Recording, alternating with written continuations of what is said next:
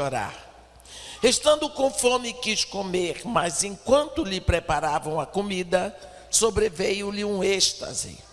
Então viu o céu aberto e descendo um objeto como se fosse um grande lençol, o qual era baixado à beira pelas 4 pontas, contendo toda a sorte de quadrúpedes, répteis da terra e aves do céu.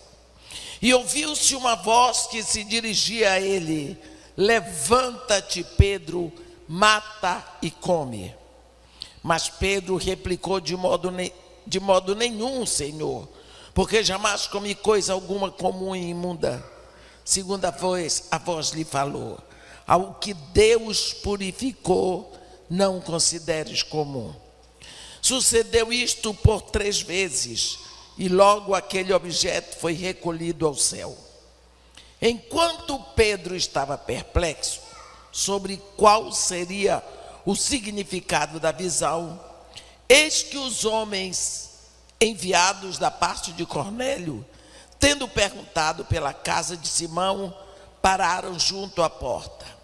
E chamando, indagaram se estava ali hospedado Simão, por sobrenome Pedro. Enquanto meditava Pedro acerca disto, disse-lhe o Espírito: estão aí 2 homens que te procuram. Levanta-te, pois, desce e vai com eles, nada duvidando, porque eu os enviei. E descendo Pedro para junto dos homens, disse: aqui me tendes, sou eu a quem buscais. Aqui viestes? Então disseram: o centurião Cornélio, homem reto e temente a Deus, e tendo bom testemunho de toda a nação judaica, foi instruído por um anjo para chamar-te à sua casa e ouvir as tuas palavras. Pedro, pois, convidando-os a entrar, hospedou-os. No dia seguinte levantou-se e partiu com eles também alguns irmãos dos que habitavam em Jope, foram em sua companhia. No dia imediato entrou em Cesareia. Cornélio estava esperando por eles, tendo reunido seus parentes e amigos íntimos. Aconteceu que, indo Pedro a entrar, lhe saiu Cornélio ao encontro e, prostrando-se-lhe aos pés, o adorou. Mas Pedro o levantou, dizendo: ergue-te, que eu também sou homem. Falando com ele, entrou, encontrando muitos reunidos ali, a quem se dirigiu, dizendo: vós bem sabeis que é proibido a um judeu ajuntar-se, ou mesmo aproximar-se a alguém de outra raça. Mas Deus me demonstrou que a nenhum homem considerasse comum ou imundo. Por isso, uma vez chamado, vim sem vacilar. Pergunto, pois, por que razão me mandaste chamar? Respondeu-lhe Cornélio: faz hoje 4 dias que por volta desta hora estava eu observando em minha casa a hora 9ª de oração. E eis que se apresentou diante de mim um varão de vestes resplandecentes e disse: Cornélio, a tua oração foi ouvida e as tuas esmolas lembradas na presença de Deus. Manda, pois, alguém a Jope a chamar Simão, por sobrenome Pedro. Acha-se este hospedado em casa de Simão curtidor à beira-mar. Portanto, sem demora, mandei chamar-te e fizeste bem em vir. Agora, pois, estamos todos aqui na presença de Deus, prontos para ouvir tudo o que te foi ordenado da parte do Senhor. Então falou Pedro, dizendo: reconheço por verdade que Deus não faz acepção de pessoas. Pelo contrário, em qualquer nação, aquele que o teme e faz o que é justo lhe é aceitável. E não vou continuar lendo, mas queria chamar a atenção no versículo 44. Ainda Pedro falava estas coisas quando caiu o Espírito Santo sobre todos os que ouviam a palavra. Amém. Quando nós falamos de oração, nós ontem falamos e desde a tarde falamos sobre oração é busca de intimidade. Oração é a busca, é o clamor do coração do homem por causa da identidade que ficou perdida, do relacionamento que ficou quebrado com Deus pelo pecado. Mas este ardor, esse desejo, esta busca está no coração de todo homem, como se fosse a saudade que nós temos de Deus. Aqui nós temos um exemplo. Falamos ontem, ouvimos quando Jesus disse: quando orardes, não sereis como os hipócritas. Então, hipócrita também ora. Só que o hipócrita ora para ser aplaudido, para ser reconhecido, para todo mundo admirá-lo, como ele ora bonito, como ele usa palavras maravilhosas. Quer dizer, aquela pessoa que quer ser admirada pela sua cultura, pela sua fluência, pela sua oratória, pela sua retórica. Então Jesus Cristo disse, ele já recebeu o que ele precisava. Ele queria a admiração do povo, já recebeu. Então essa é a oração do hipócrita. Mas hoje nós vamos falar sobre a oração do ímpio e a oração do Filho de Deus. Aqui nós temos um homem, Cornélio. A Bíblia diz que ele era centurião da corte chamada italiana. Este homem era piedoso e era temente a Deus. Você conhece pessoas assim? Quantas vezes eu tenho ouvido de pessoas dizerem: irmã, mas a minha avó, com certeza ela foi para o céu, porque ela era tão piedosa, porque ela era tão boa, ela dava esmola, ela ajudava os outros, ela era boa. Eu fico olhando para aquela pessoa com pena, mas eu digo: salvação só em Jesus Cristo. O homem pode ser piedoso sem ser salvo por Jesus Cristo, porque essa piedade é uma piedade natural, que está inserida por nós, que não foi estragada pelo pecado. E essa piedade muitas vezes nos leva a adorar o sol, a adorar o mar, a adorar santinho, adorar imagem. Isso é um dom natural. Isso não leva ninguém para a vida eterna. Este homem, se isso fosse suficiente, Deus não teria tido o trabalho que teve. Este homem, a Bíblia diz que ele era piedoso e temente a Deus com toda a sua casa, e fazia muitas esmolas ao povo. Está vendo? Era misericordioso, era bom. Minha avózinha dava esmolas, minha avózinha fazia tudo de bom para a vizinhança. Minha avózinha não podia ver um doente que ela ia visitar, ajudava nos enterros. Minha avó. Mas isso não tem nada a ver com salvação. Tudo bem, a Bíblia diz: de contínuo orava a Deus. Mas como? Ele não tinha Espírito Santo, não. Ele não era filho de Deus, não. Mas orava. Ué, o ímpio ora. E Deus ouve. Porque Deus não é surdo. Deus ouve toda a oração.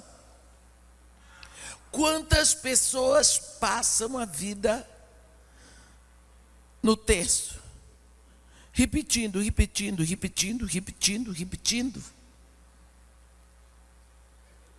Eu fui interno em colégio de freira. E quando eu aprontava uma, a freira me botava de castigo. Qual era o castigo? Rezar texto. E a depender da gravidade do que eu fiz, era o rosário. 3 textos. E eu chegava lá, ficava, rezava Ave Maria, Santa Maria, e depois eu dizia, esta vai com uma outra, esta vai com uma outra, esta vai com uma outra. Idem, idem, idem.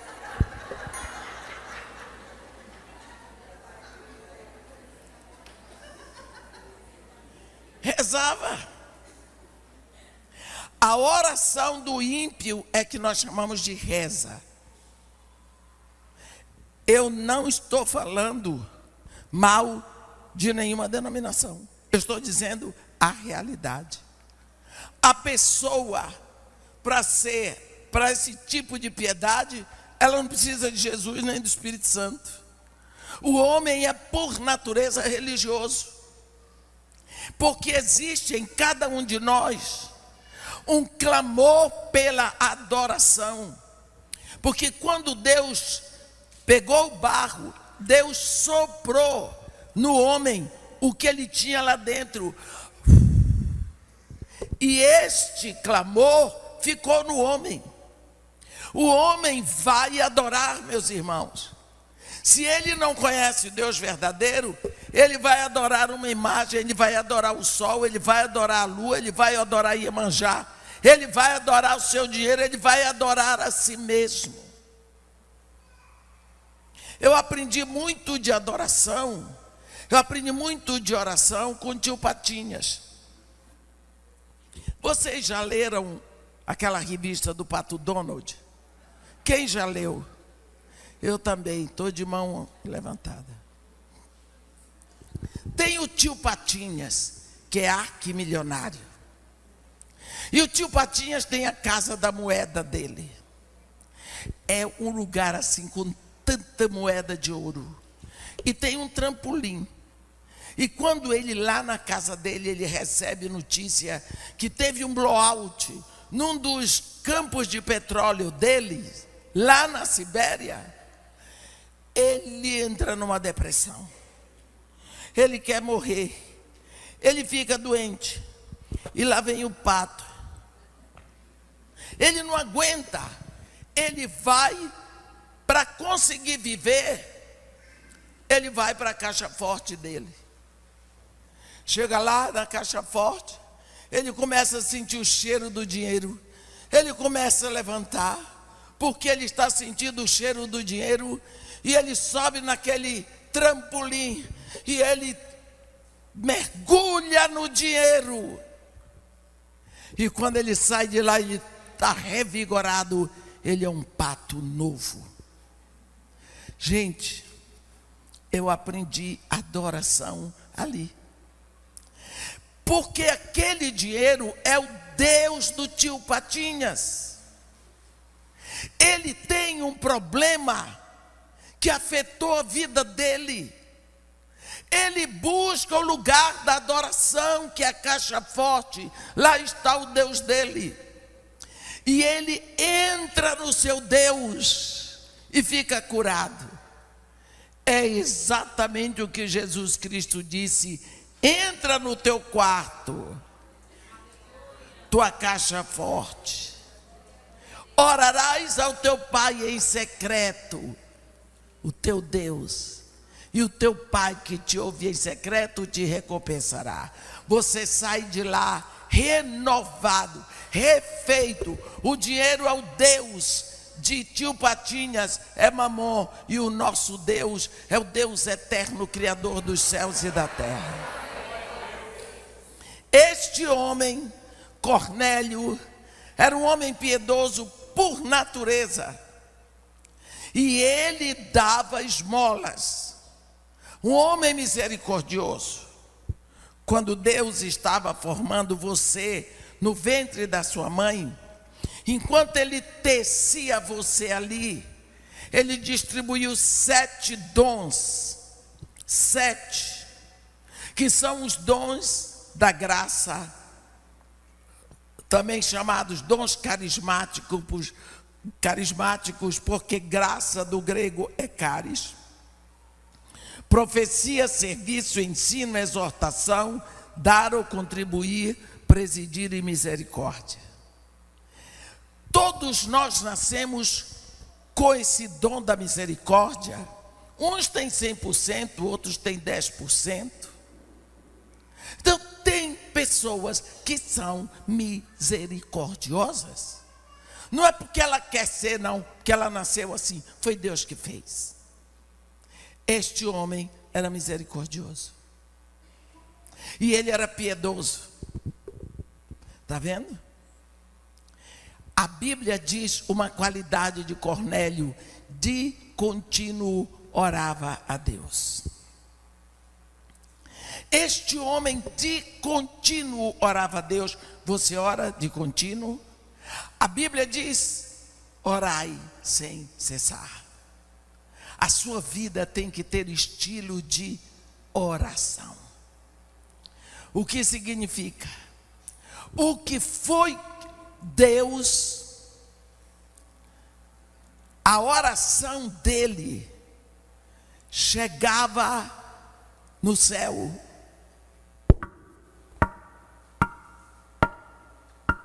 Ela batia à porta.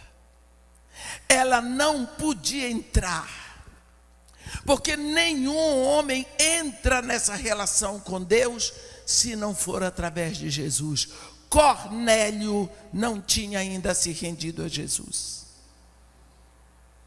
Jesus Cristo diz: eu sou o caminho e a verdade e a vida. Ninguém vai ao Pai senão por mim.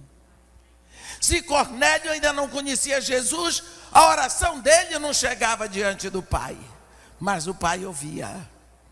E como ele orava de contínuo, a oração ficava assim, ó, batendo. E Deus tomou providência. Mandou um anjo falar com Cornélio. Deus disse: hoje eu vou resolver esse problema. Diga para Cornélio mandar alguém chamar Simão Pedro, que está em Jope. Bem, foi na hora da oração, da hora nona, que é a oração por pecados ocultos. Ele manda chamar Pedro. Pedro vem. E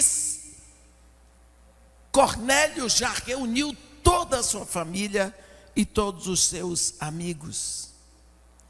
E quando isso acontece, Simão chega lá e Cornélio, depois de explicar a ele o que aconteceu, ele diz: fizeste bem em vir agora, pois estamos todos aqui na presença de Deus, prontos para ouvir tudo o que te foi ordenado da parte do Senhor. Essa é uma palavra que eu guardo para mim. Todas as vezes que eu vou pregar, eu fico sentada vendo as pessoas que saíram de casa depois de um dia de trabalho. Em vez de descansar e ficar em casa, vieram para cá. Gastam sua gasolina, ou vêm de carro, ou vêm de ônibus, mas elas deixam o seu conforto para vir aqui. Como que eu vou pregar abobrinha? Elas não vieram para se divertir. Elas estão me dizendo todas: estamos todos aqui, prontos para ouvir tudo o que te foi ordenado da parte de Deus. Então eu tenho esse dever de entregar. Isso é uma coisa que ferve dentro de mim, desde que eu comecei a pregar o Evangelho. Eu tenho que entregar o que Deus mandou, não é o que eu quero. Pedro começou a se explicar e começou a falar. de Jesus. Observe, Deus não podia ter mandado um anjo lá pregar na casa de Cornélio, mas Deus não levantou anjos para pregar o evangelho. O evangelho ficou ao encargo dos discípulos. Por isso Jesus Cristo disse: ide, fazei discípulos de todas as nações. Porque discípulo é que forma discípulo. Discípulo é que prega o evangelho. Anjo não prega o evangelho. Uma vez eu estava pregando num congresso de evangelistas em Leicester, na Inglaterra. Fizeram um congresso grande na universidade e cada evangelista tinha 15 minutos para pregar. Eu não sou uma evangelista, estou longe de ser evangelista. Meu ministério é mestre. Mas me botaram lá. Eu disse: Senhor, só o Senhor para me ajudar a dar uma mensagem em 15 minutos, que é difícil para mim, eu sou prolixa. E eu estava num momento lá no Reino Unido que a minha figura estava bombando. E antes de mim se levantou um pastor, o nome dele Tom McKinley, escocês, aquele típico escocês, magro, ossudo, cabelo vermelho, cheio de sarda no rosto, bem magro, evangelista. Evangelista é um povo louco e interessante, né? Aí quando ele subiu com aquelas pernas finas assim, eu não vou pregar, porque tem aqui uma mulher do Brasil, eu quero ouvir essa mulher, os meus 15 minutos eu vou dar para ela, aliás só 10, porque 5 vai ficar para mim. Vou pegar meus 5 minutos, deixo meus 10 para ela. Tudo bem, o povo, tudo bem. Eu vou contar uma parábola, ele disse. Quando Jesus chegou no céu, a parábola foi ele que inventou. E ele explicou, quando Jesus chegou no céu, os anjos todos apinharam em cima dele. Que saudade, que saudade. O Senhor ficou mais de 33 anos fora daqui, e nós sentimos saudade e tudo mais. Era anjo, era arcanjo, era querubim, serafim, tudo. Que bom que voltou. Fez aquele silêncio, passou na frente um anjão, daquele que tem a asa maior, e disse: Senhor, nós temos uma preocupação. E Jesus disse: qual? Pode falar. Seguimos todos os seus passos lá na terra, não vimos nenhum momento a providência que o Senhor tomou para que o seu evangelho seja pregado. Jesus Cristo disse: não, eu deixei tudo ao encargo dos meus discípulos. E foi um mal-estar, anjo sacudindo a asa, o outro consertando a garganta. Aí passou para frente um arcanjo, daquele brabo.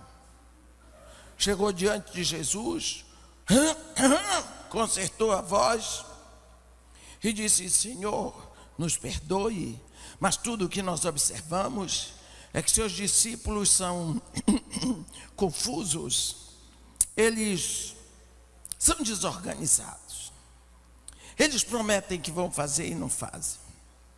Nós queríamos saber qual o seu plano B, qual a sua decisão final.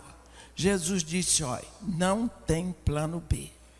Os meus discípulos vão pregar o meu evangelho.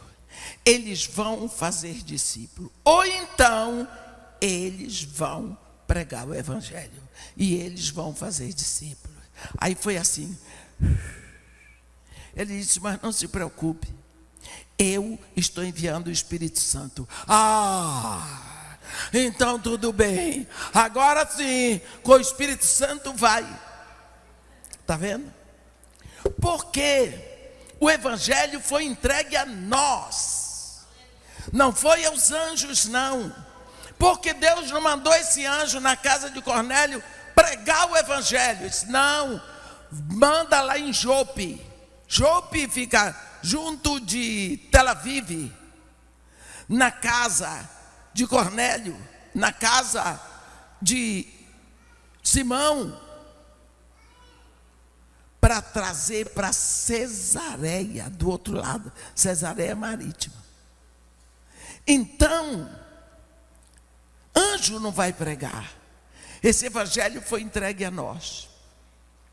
Quando Simão entra, começou a pregar Jesus Cristo, e a plateia ali estava na expectativa de conhecer a mensagem do evangelho. E Pedro estava pregando, um homem cheio do Espírito. A Bíblia diz no versículo 44 que o Espírito Santo não deixou Pedro terminar. A Bíblia diz que o Espírito Santo interrompeu Pedro. Ainda Pedro falava essas coisas quando caiu o Espírito Santo sobre todos os que ouviram a palavra. Pá. Todo mundo agora se rende a Jesus Cristo. E se rendendo a Jesus Cristo, fica cheio do Espírito Santo. Aí nasce uma população de filhos de Deus. Agora, quando Cornélio orar, a oração dele não bate mais na porta, não. Entra com tudo, por quê? Porque ela vai através de Jesus Cristo. Esse é o caso da oração feita pelo Filho de Deus. É tão importante isso, que no capítulo 16 de Atos, há um momento que é um grande exemplo para nós. Olha o que está acontecendo aqui. Se você quiser, siga, porque isso é interessante. Atos 16, Lucas, eu estou dizendo Lucas, porque Lucas é que escreveu Atos. Atos é uma carta escrita por Lucas para Teófilo, o discípulo dele. Então aqui em Atos, no capítulo 16, no versículo 6, Lucas diz: e percorrida a região frígio-gálata, tendo sido impedidos pelo Espírito Santo de pregar a palavra na Ásia. Vamos parar aqui. Como é que o Espírito Santo impede os missionários de pregarem a palavra na Ásia? A Ásia não estava conhecendo, a Ásia toda estava precisando, mas a Bíblia diz que o Espírito Santo impediu os missionários, a turma de Paulo, a ir para lá. Foi o que eles fizeram? Defrontando Mísia, tentavam ir a Bitínia, mas o Espírito de Jesus Cristo, não permitiu. Você já pensou? O Espírito Santo daqui não passa, Jesus Cristo daqui não passa. Olha, coitado deles. Para o ano, em maio, nós vamos fazer isso aqui tudo, toda essa região das viagens de Paulo. Não estou fazendo propaganda, mas quem quiser ir, eu creio que vai ser um momento muito frutífero para todos nós. Bem, agora os pobres dos missionários estão ali. Quer ir para a Ásia, o Espírito Santo diz não. Quer ir para Bitínia, Jesus Cristo diz negativo. Ficaram lá. Para onde que nós vamos? A Bíblia diz que à noite sobreveio a Paulo uma visão, na qual um varão macedônio estava em pé e lhe rogava, dizendo: passa na Macedônia e ajuda-nos. Olhe bem, o anjo se vestiu de macedônio. Gente, eu acho que isso é o cúmulo do exagero, do cuidado de Deus. Coitado do anjo, teve que se vestir de macedônio e aparecer diante de Paulo. Eu digo que é o anjo chorão, porque a Bíblia diz que ele rogava: passa na Macedônia, ajuda-nos. Não era fino assim, porque era anjo. O que estava acontecendo na Macedônia? Que o Espírito Santo não deixava ir para a Ásia, Jesus Cristo não deixava ir para a Mísia. O que foi? O anjo veio para dizer, Paulo entendeu que ele tinha que ir para aquele destino. Chegou à conclusão que Deus os havia chamado para anunciar o evangelho ali. O que estava acontecendo ali tinha alguma coisa. Tinha alguma coisa. Foram. Versículo 13 diz: no sábado saímos da cidade para junto do rio, onde nos pareceu haver um lugar de oração. E assentando-nos, falamos às mulheres que para ali tinham concorrido. Olha aí o problema. Tinha uma porção de mulher que sábado se reunia junto ao rio para orar. Era mulher orando. E aquilo, e a oração delas batia na porta, mas não entrava. A partir de Jesus Cristo, ninguém tem acesso ao Pai, se não for através de Jesus. Essas mulheres iam para lá fazer a oração delas. E o anjo da Macedônia disse: precisa resolver isso. Você está vendo o que é que a oração faz? A oração do ímpio, que ora, que busca. Deus diz assim: buscar-me-ás, e eu serei achado de ti, se me buscares de todo o teu coração. O que Deus está dizendo: buscar-me-ás, e eu tomarei providências para tu me achares.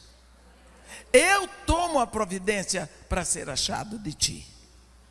Mas você tem que tomar a frente. Quantas vezes eu me lembro de uma vez, era uma época da minha vida que eu ia cedo para o Morro Dona Marta. Às vezes eu dormia lá. Às vezes eu dormia lá mesmo, em cima de um sofá. De madrugada me aparece uma mulher. Bateu na porta, apareceu. Ela disse: eu sabia que a senhora estava aqui. Eu disse: você viu a luz acesa? Ela disse: não foi não. Eu tive um sonho. Eu disse: senta aí, quer tomar um copo d'água, alguma coisa? Ela disse: não, eu tive um sonho.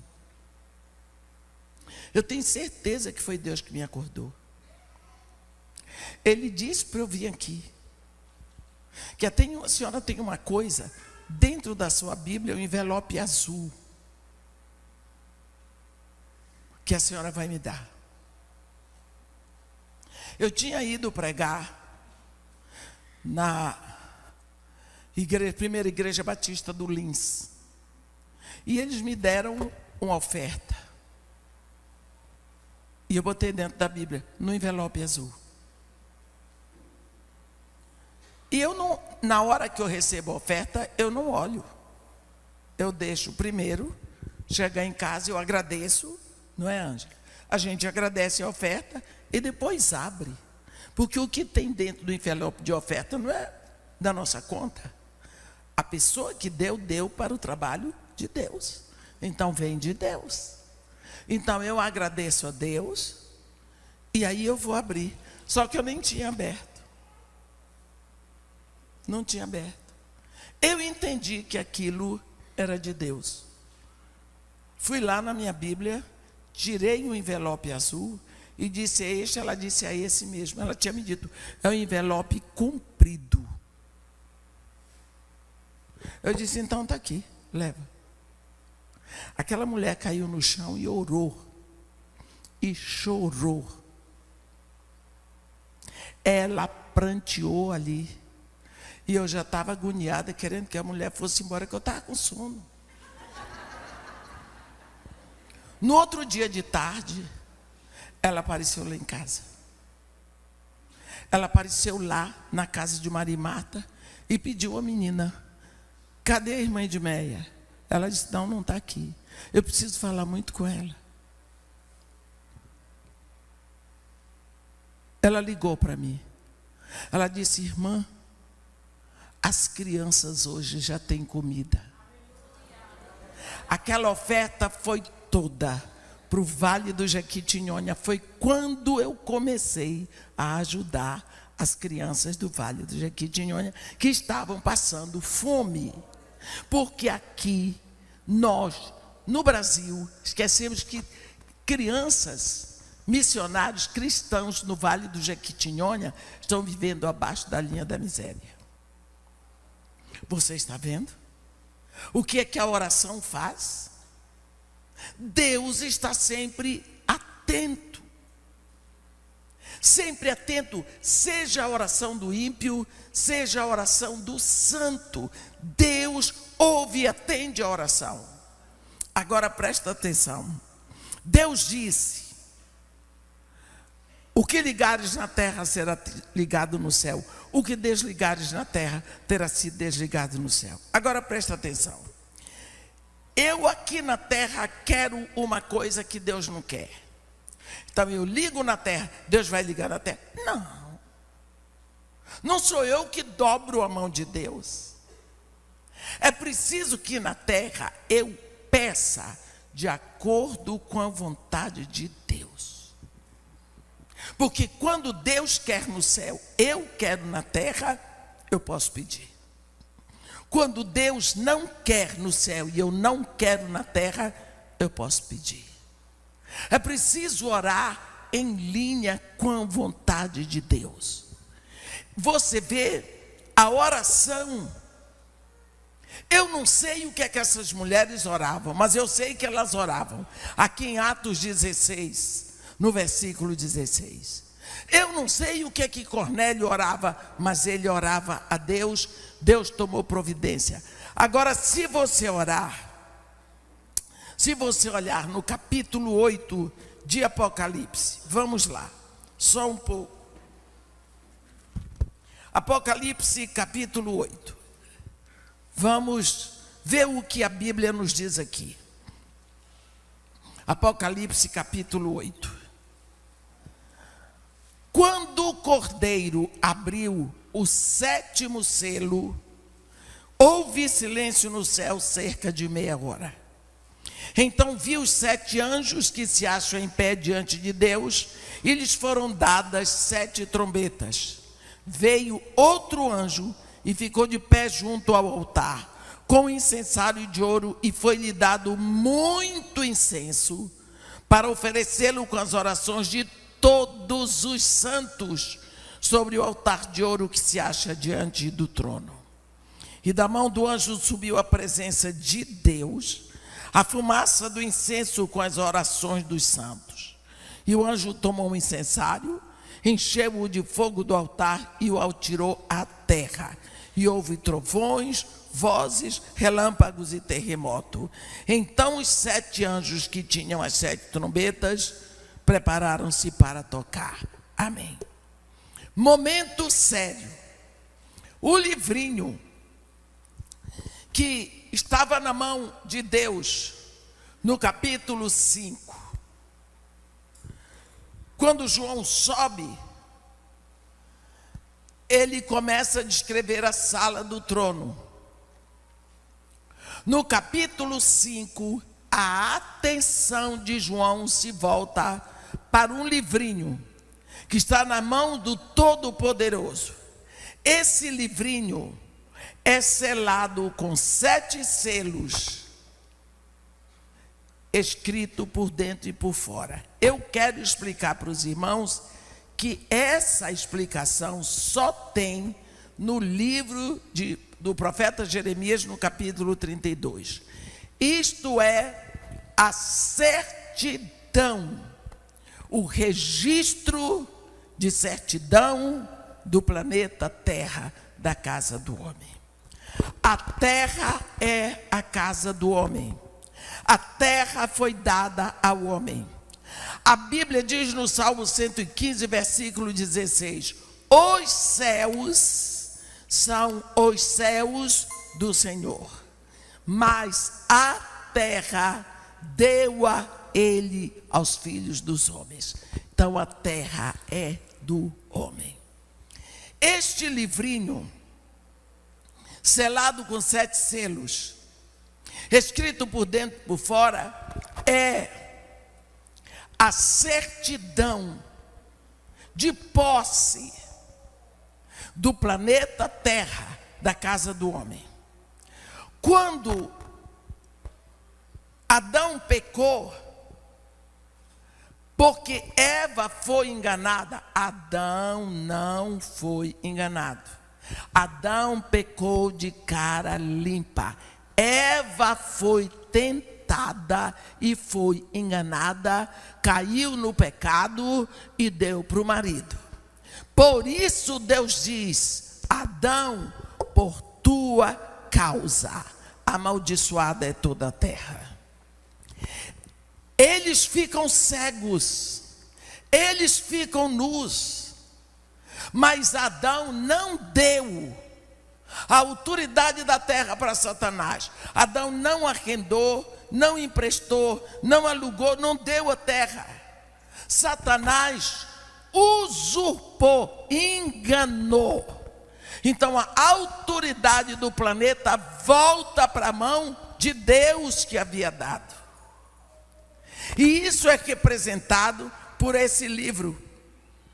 Deus vai criar um homem na terra que vai ter a autoridade para receber este documento de novo. É isso que acontece. No capítulo 5, esse livrinho, essa certidão de posse, está na mão de Deus. E aí vem aquele anjo forte que grita em alta voz: quem é digno de tomar o livro e de abrir-lhe os selos? Silêncio. E João diz: nem nos céus, nem na terra, nem debaixo da terra, ninguém foi achado digno de tomar o livro, nem de olhar para ele. E João diz: e eu chorava muito. Mas um dos anciãos veio e me disse: não chores. Eis que o leão da tribo de Judá, a raiz de Davi, venceu para tomar-lhe o livro e abrir-lhe os selos. E quando o ancião diz isso para João, João olha, já estava em pé, diante do trono, dos seres viventes e dos 24 anciãos, um cordeiro como tinha sido morto. E ele veio e tomou o livrinho. E quando ele tomou o livrinho, os 4 seres viventes e os 24 anciãos prostraram-se diante do cordeiro, tendo cada um deles uma harpa e taças de ouro cheias de incenso, que são as orações dos santos. E entonavam um novo cântico dizendo: vocês estão entendendo aqui? Eu vou parar. Quem são os santos? Somos nós.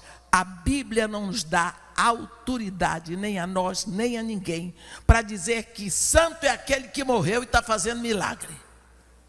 Porque se eu morresse, pudesse fazer milagre, o primeiro milagre que eu fazia era me ressuscitar. Os santos são aqueles que se renderam a Jesus Cristo e que estão no caminho da santificação. Você vê que quando Paulo escreve para os Efésios, ele diz: aos santos e fiéis em Jesus Cristo que estão em Éfeso. Aqueles santos estavam todos ouvindo a carta. Nenhum tinha feito milagre. Você está entendendo o que acontece aqui? As orações dos santos, elas sobem. E agora elas estão nas taças de ouro dos 4 seres viventes. E quando o cordeiro abre o selo, a sua oração está inserida ali. Eles entoavam um novo cântico dizendo: digno és de tomar o livro e abrir os selos, porque foste morto, e com teu sangue compraste para Deus os que procedem de toda tribo, raça, povo e nação, e para o nosso Deus os constituíste reino e sacerdotes, e reinarão sobre a terra. Está vendo? João não viu o cordeiro entrar, estava chorando. Porque o anjo tinha dito: nem no céu, João olhando, nem na terra, nem debaixo da terra, parou de olhar para o trono. Se na hora da dor você para de olhar para o trono, você vai chorar que nem João. Quando ele se recompôs e olhou, estava lá o cordeiro, em pé, como tinha sido morto. Ele veio, tomou o livro, porque agora ele é o homem que representa toda a terra. Agora a autoridade da terra volta para o homem. E agora ele vai começar a abrir os selos. Capítulo 6 de Apocalipse, o cordeiro vai começar a abrir os selos. São 7 selos. No 7º selo vem as 7 trombetas. Na 7ª trombeta, as 7 cartas. Mas aqui, quando chega no capítulo 8 de Apocalipse, os 7 selos já foram abertos. Tudo o que acontece é em relação à terra. Os selos, porque aquele livrinho é o documento de propriedade do planeta Terra, não é? Nós dizemos a escritura de posse. Aí no capítulo 8, que nós acabamos de ler, está escrito: quando o cordeiro abriu o 7º selo, houve silêncio no céu cerca de meia hora. Os homens costumam dizer que essa é a prova que não tem mulher lá, porque tem silêncio, ó. Mas isso são os homens. Agora o que acontece? O livrinho está todo aberto, está tudo exposto. O 7º selo foi aberto. Aí vão vir as 7 trombetas. O que vai acontecer? Isso é um momento solene na eternidade. Entram 7 anjos, ficam em pé. A cada um desses 7 anjos é dada uma trombeta. São 7 trombetas. Os anjos, cada um recebe a sua trombeta e se prepara para tocar. Mas entra outro anjo com incensário de ouro. A Bíblia diz que veio outro anjo e ficou de pé junto ao altar com o incensário de ouro. Foi dado a ele muito incenso, para oferecê-lo com as orações de todos os santos sobre o altar de ouro que se acha diante do trono. Você entendeu que nenhuma oração que você faz é perdida, porque ela vai em nome de Jesus. E da mão do anjo subiu a presença de Deus, a fumaça do incenso, com a sua oração e com a minha. Olha onde vai a oração. E o anjo tomou o incensário, encheu de fogo do altar e atirou para a terra. Houve trovões e vozes, relâmpagos e terremoto. Então os 7 anjos se prepararam para tocar. Eu queria que você prestasse atenção nesse momento. O que acontece com as suas orações? Tem gente que diz: parece que minha oração não subiu. Não precisa subir, Deus está aqui. a oração tinha que subir. No Antigo Testamento, nós estamos no Novo. Você não tem porque eu estou... Deus, ouve a minha oração. Deus está dizendo a alguém: uma vez eu fui surdo. Nós temos mania de copiar coisas do Antigo Testamento que não está mais na hora.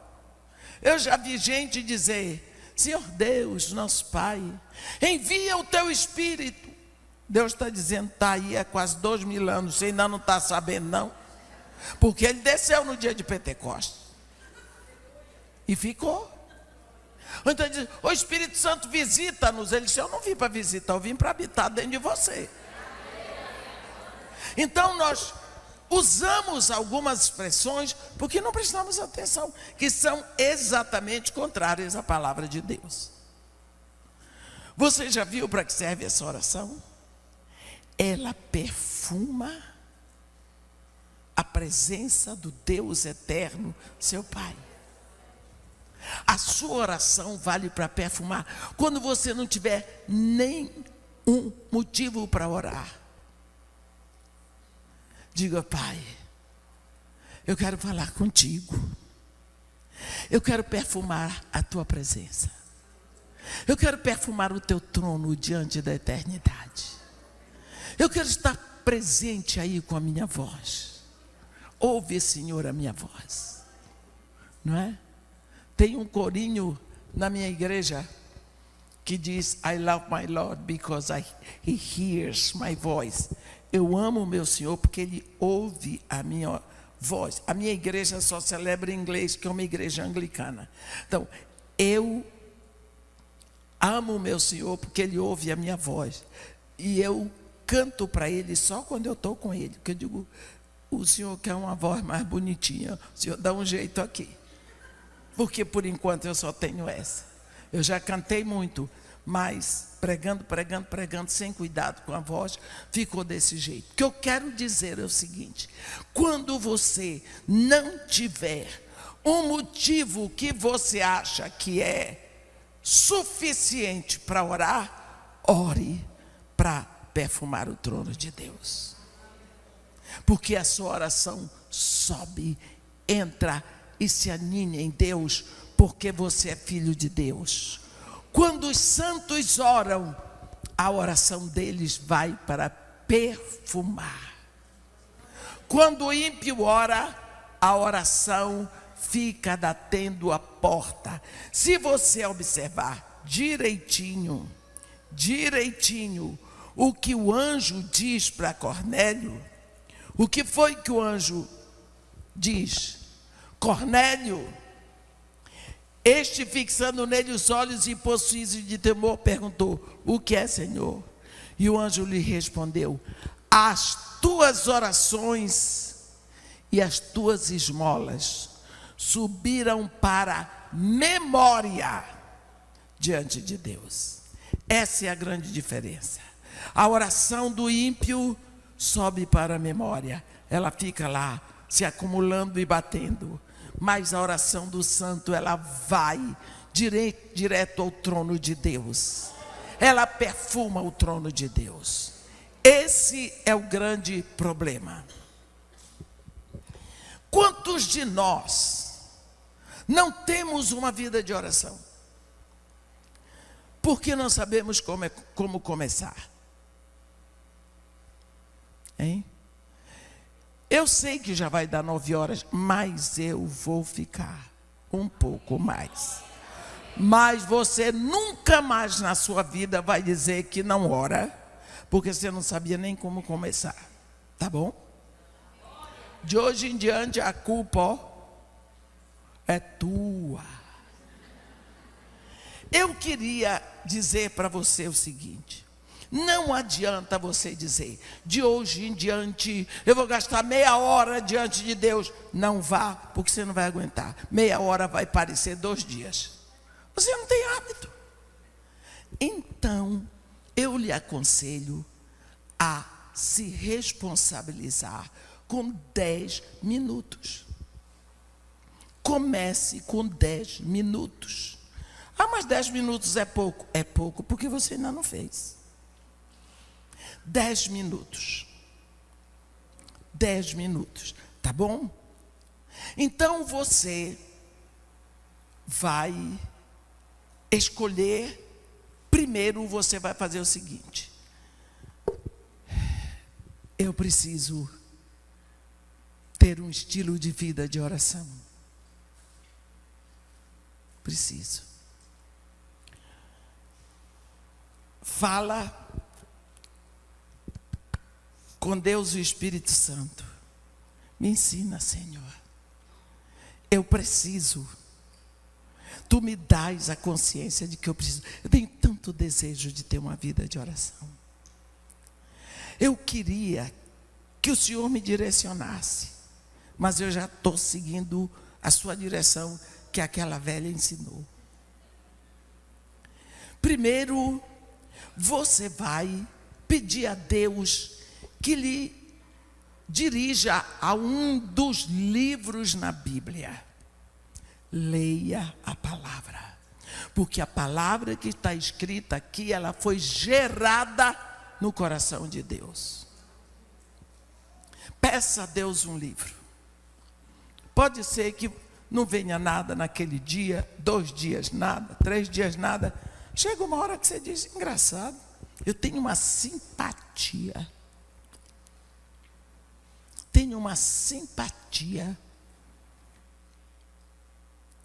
Pelo livro de Efésios. Não sei porquê, tenho um carinho assim, uma vontade de ler. Você diz: mas tem um salmo que eu gosto demais. Eu sempre tive vontade de ler o livro de Salmos. Então, você pede a Deus que lhe ajude e você vai começar pelo livro de Salmos. Abra sua Bíblia no livro de Salmos. Aí você abre a sua Bíblia. Aí você escolhe um lugar na sua casa onde você fica à vontade. Pode ser um cantinho de sofá, pode ser na mesa da cozinha, pode ser no seu quarto, ou quem sabe no seu banheiro. Lá ninguém vai lhe perturbar. E depois que você tem um lugar, você bota a sua Bíblia lá, marcada. Primeiro livro de Salmos, Salmo 1. Aí você diz: ó Espírito Santo, me ajuda a determinar o horário. Você vai escolher um horário que ninguém lhe perturbe. Porque se você estivesse conversando com o presidente da República, você não ia permitir que ninguém lhe atrapalhasse. Você está diante de Deus. Procure um momento. Você é casada, não vai fazer uma coisa dessa sem seu marido saber. Não aborreça o homem, você só tem um marido. Vai aborrecer o único que você tem?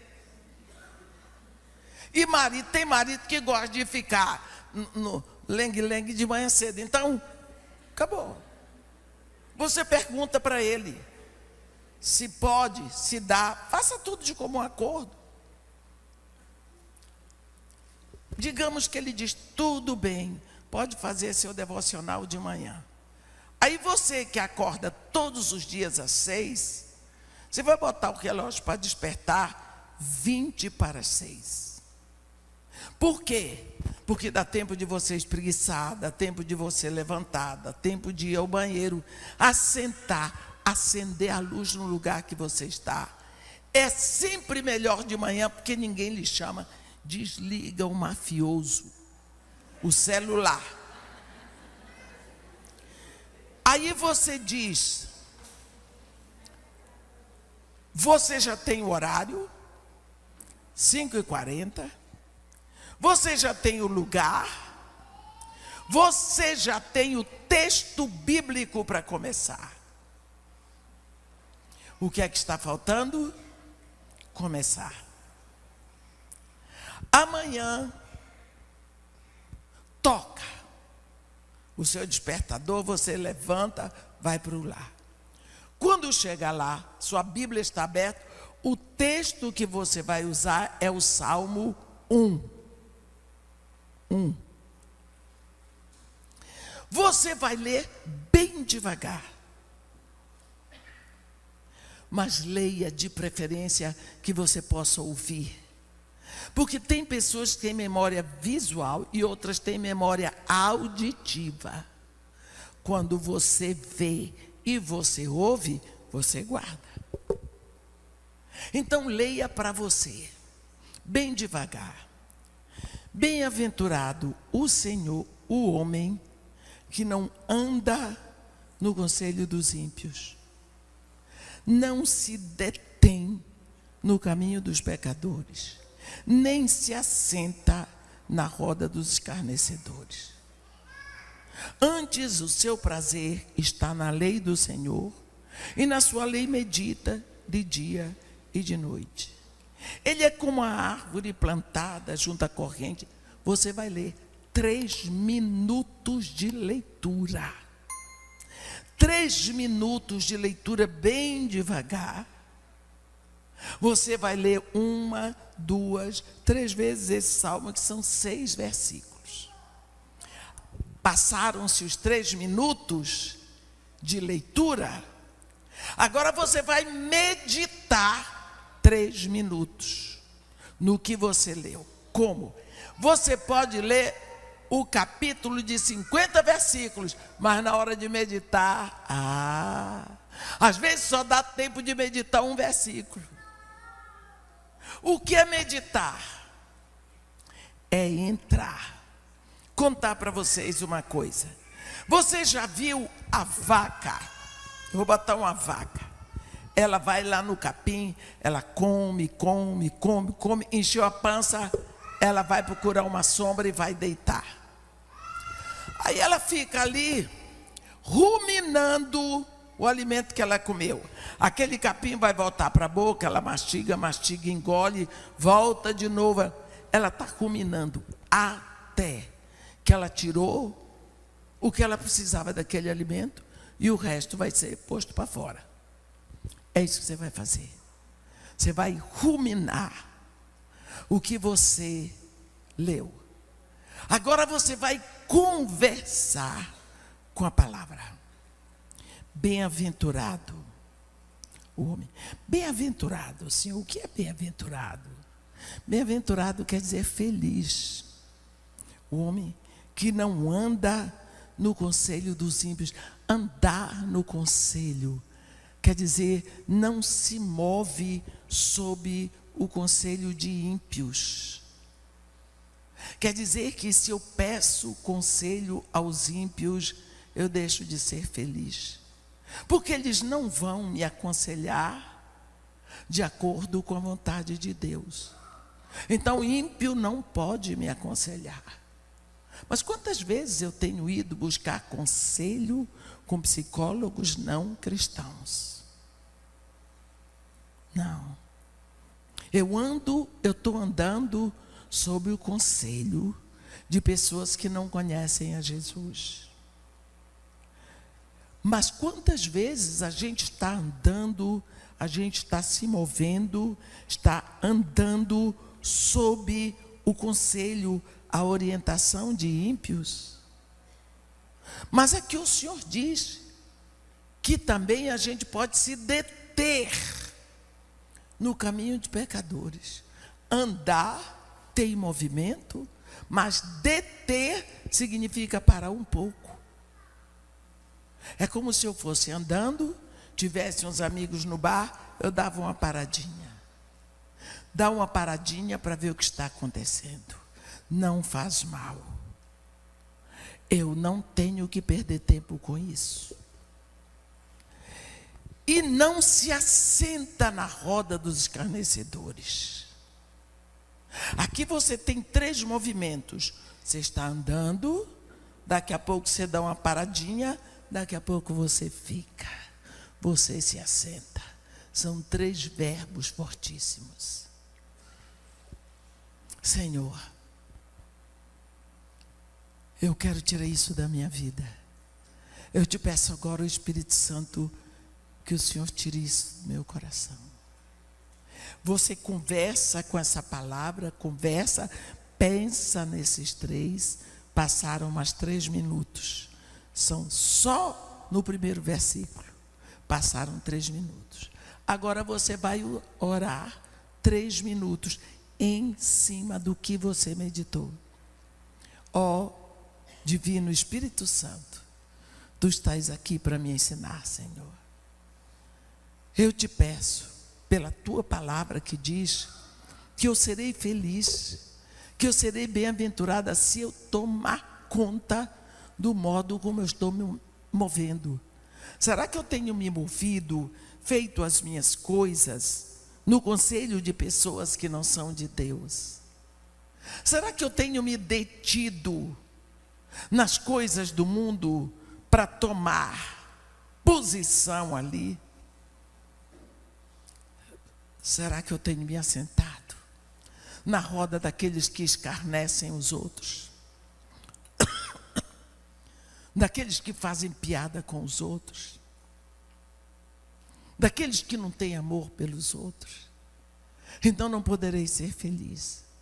Eu te peço agora, Senhor, estende a Tua mão sobre a minha casa, livra os meus filhos de andarem no conselho dos ímpios, livra eles dos maus conselhos, dos maus amigos, dos maus mestres, livra-os de se deter no caminho desses maus amigos, para que eles não parem, não se assentem, não se sintam bem na roda daqueles que escarnecem.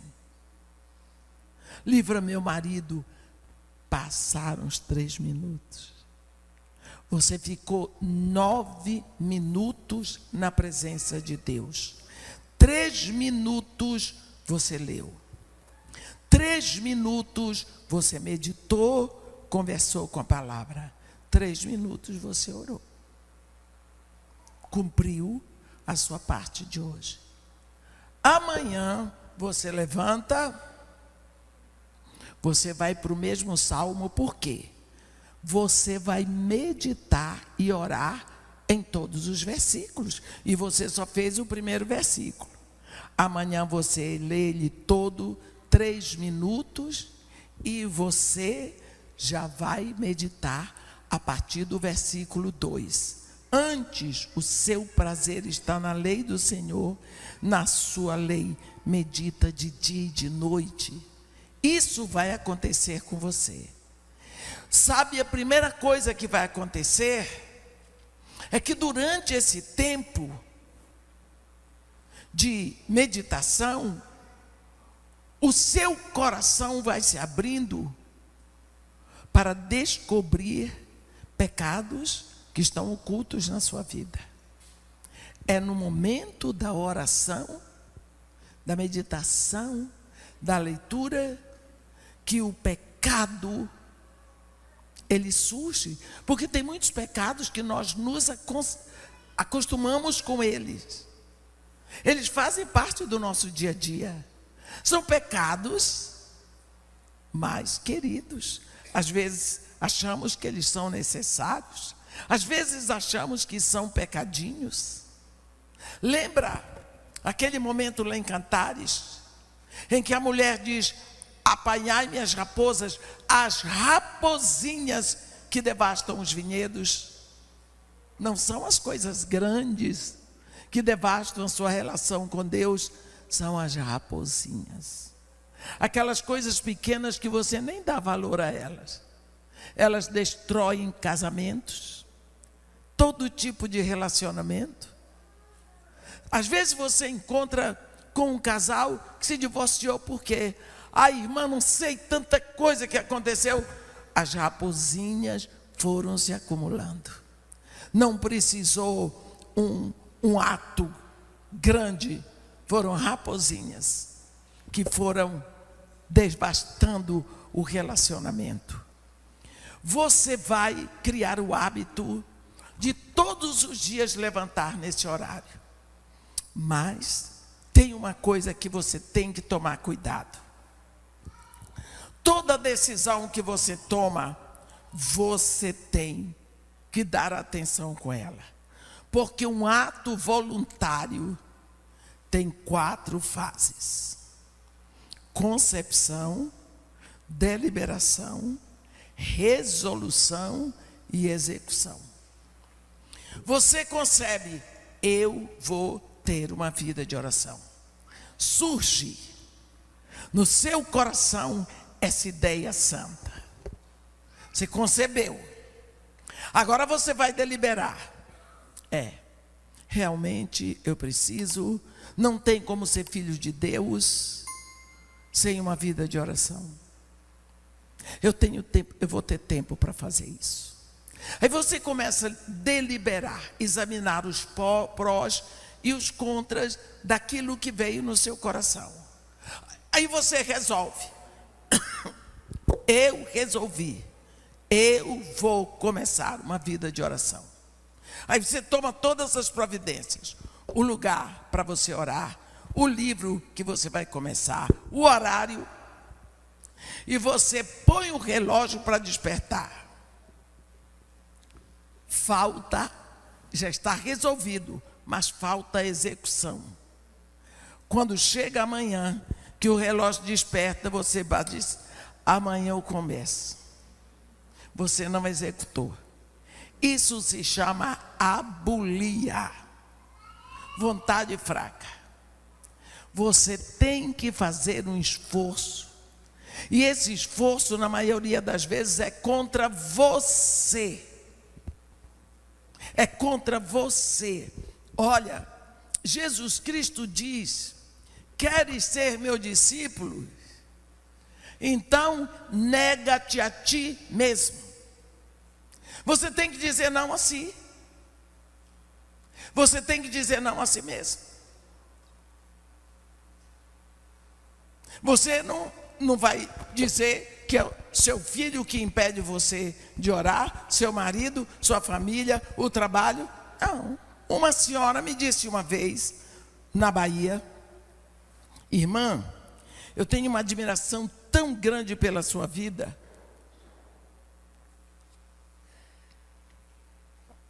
E eu realmente, eu queria andar com a senhora. Eu queria andar com a senhora. Isso o povo diz para a Ângela, né, Ângela? Eu queria estar no seu lugar. Eu queria andar com a irmã de minha. Coitada, eles não sabem o que estão dizendo. Pergunta para ela se é fácil.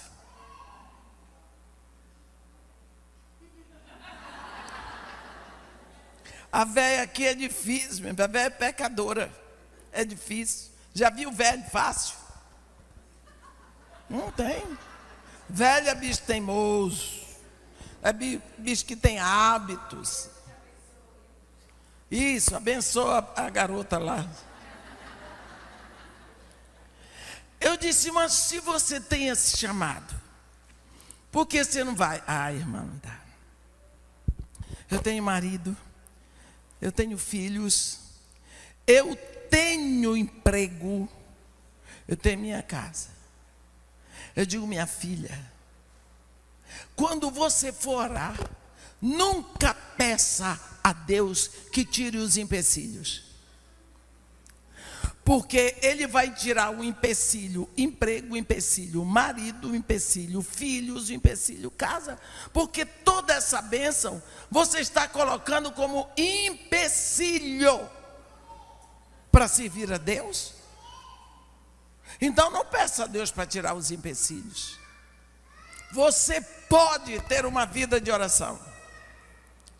À medida que você vai fazendo esses 9 minutos de manhã, lê 3 minutos, medita, conversa com a palavra 3 minutos, ora 3 minutos, em cima do que leu e meditou. Você vai vendo, primeira coisa, manifestação de pecado oculto. Manifestação de pecado. Você está chegando diante de Deus. Lembra do profeta Isaías? O homem profetizava diante da corte do rei Uzias. Mas quando o rei Uzias morreu, ele ficou no ar. E ele diz no capítulo 6, no ano da morte do rei Uzias, eu vi o Senhor assentado sobre um alto sublime trono, abaixo de suas vestes encheu o templo, os serafins. Ele vai descrever a visão que ele tem de Deus no seu trono. E quando ele se encontra na presença de Deus, ele diz: ai de mim, que sou homem de lábios impuros, e habito no meio de um povo de impuros lábios, e os meus olhos viram o Rei, o Senhor dos Exércitos. Você disse: o quê? Profeta de boca porca? Foi ele que disse, está escrito, Isaías 6. Por que ele nunca tinha visto que tinha lábios impuros? Porque ele nunca tinha chegado diante de Deus. Você vai começar a descobrir pecados que estão escondidos na sua vida à medida que você começa esse seu devocional. Vem manifestação de pecados ocultos. Vem o espírito de santidade. O que é o espírito de santidade? O espírito de santidade anda de mãos dadas com o espírito de obediência. Você começa a ter prazer de obedecer a Deus só para agradá-lo. Você começa a se preocupar em agradar a Deus, em fazer aquilo que é agradável a Ele. O autor de Hebreus, no capítulo 12 de Hebreus, no versículo 28, ele diz: por isso, recebendo nós um reino inabalável, retenhamos, pois, a graça, pela qual sirvamos a Deus de modo agradável a Ele, com reverência e santo sem temor. Versículo 29, porque o nosso Deus é fogo consumidor. Quando você começa, comece com 9 minutos, 3 minutos de leitura, 3 minutos de meditação, de conversa, 3 minutos de oração. Sabe o que vai acontecer? Você levanta daquele lugar, aí você vai tomar banho. Bem-aventurado o homem que não anda, não para, não se assenta. Daqui a pouco você está tomando café, bem-aventurado. Esse versículo que você engoliu de manhã, ele fica voltando. O dia todo, até de noite, ele vai permeando a sua alma e você começa a orar sem cessar. Primeira coisa. Segunda coisa, você vai memorizar a Escritura, de tanto repetir. E esta palavra, quando você for falar, ela sai. Por quê? Porque você a engoliu. Ela foi para dentro de você. Vai chegar um momento que você acha que 9 minutos é pouco. Passe para 12. 4 de leitura, 4 de meditação, 4 de oração. Aí, irmã, 12 está pouco, vai para 15 minutos. 5 minutos de leitura, 5 minutos de meditação, 5 minutos de oração. Você vai aumentando à medida que você vê que dá para você. Você vai sentindo vontade de permanecer mais tempo na meditação. Não faça assim, hoje um pedacinho de salmo, amanhã um pedaço. Não, pegue um livro. Pegue um livro da Bíblia, um que você tem vontade de ler. Um livro que você tem vontade de ler. Porque esse desejo de ler um livro da Bíblia já é o Espírito apontando para você que Ele quer lhe ensinar e lhe alimentar através daquele livro. Pode ser o livro que for. Estava falando disso uma vez com uma moça. Ai, irmã, eu tenho vontade de ler a terceira carta de João. Eu disse, preguiçosa. Mas ela foi para a terceira carta de João e gostou. Então, o conselho que eu tenho para você é esse: desenvolva, comece, porque oração é a arte da comunicação com Deus. Mas essa arte, só quem pode lhe ensinar é aquele que já foi enviado. Porque o espírito da oração chega dentro de você. O espírito da adoração já está dentro de você. O espírito do evangelismo, do ensino da palavra, já está dentro de você. Oração não é nada mais, nada menos do que o retorno à comunicação com Deus. Sabe quando a palavra diz, no princípio era o verbo, e o verbo estava com Deus, e o verbo era Deus. Você pode retirar a palavra verbo e dizer, no princípio era a palavra, e a palavra estava com Deus, e a palavra era Deus. Ela estava no princípio com Deus. Deus envia esta palavra para o ventre de uma mulher para nascer homem. Nós somos movidos pela palavra e pelo Espírito que está dentro de nós. Quando você abre a palavra, o Espírito vai. Quando você abre a Bíblia, o Espírito abre a palavra para você. Pouco a pouco ele vai, rasgando, para dar para você o alimento que está aqui. Tem um momento lá em Cantares, em que a mulher estava igual muito crente. Não se fixava na Bíblia, não se fixava nas coisas. Toda hora ela parava de fazer as coisas, aquele crente meio que ping-pong. Aí chega no momento, no capítulo 6, no versículo 11, que ela diz, desci ao jardim das nogueiras, para mirar os renovos do vale, para ver se brotavam as vides, se floresciam as romeiras. Não sei como me encontrei no carro do meu nobre povo. Aí o mundo diz para ela, volta, Sulamita, volta para que te contemplemos. Ela diz, por que quereis contemplar a Sulamita na dança de Maanaim? Maanaim é acampamento duplo. Aquela mulher vivia entre o céu e o inferno, entre o mundo e a igreja. Ela não se fixava. Mas agora, ela se firmou porque desceu ao jardim das nogueiras. Vocês sabem o que é a noz, né?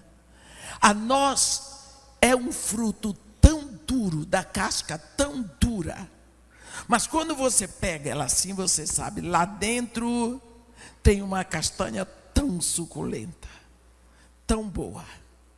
Mas se você não quebrar a casca dela, você vai ficar com fome. O que é que acontece com a palavra aqui? Descer ao jardim das nogueiras é descer ao lugar em que tudo está encoberto, mas o Espírito Santo vai quebrar, vai desvendar, ele vai tirar o véu para você, e você começa a se alimentar do que está dentro da palavra. Esse é o lugar da meditação. À medida que você vai conversando com a palavra, o Espírito Santo vai abrindo mais e mais a palavra com você.